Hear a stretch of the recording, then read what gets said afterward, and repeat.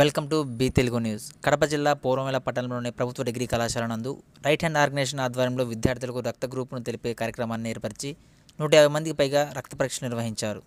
ఈ సందర్భంగా right hand organisation వ్యవస్థాపకులు షేక్ నాయబసుల్ పురం ప్రసాద్ విద్యార్థులకు రక్తదానం ఆవశ్యకత గురించి తెలిపారు. తదనంతరం కళాశాల ప్రిన్సిపల్ నరేష్ మాట్లాడుతూ, మన కోసం, మన చుట్టూ ఉన్న సమాజం కోసం పనిచేసే ఇలాంటి స్వచ్ఛంద సేవా సంస్థలకు మనవంతు సహాయంగా అవసరమైన వేళ రక్తదానం చేయడం విద్యార్థి దశ నుండే అలవర్చుకోవాలని విద్యార్థులకు కళాశాల ప్రిన్సిపల్ తెలిపారు. ఈ కార్యక్రమంలో రైట్ హ్యాండ్ ఆర్గనైజేషన్ సభ్యులు అఖిల్, లక్ష్మణ్, ల్యాబ్ టెక్నీషియన్ సుందరయ్య, ప్రభాకర్, కళాశాల యాజమాన్యం వైస్ ప్రిన్సిపల్ ప్రకాష్, సబిత, సులోచన, శ్రీధర్మూర్తి తదితరులు పాల్గొన్నారు.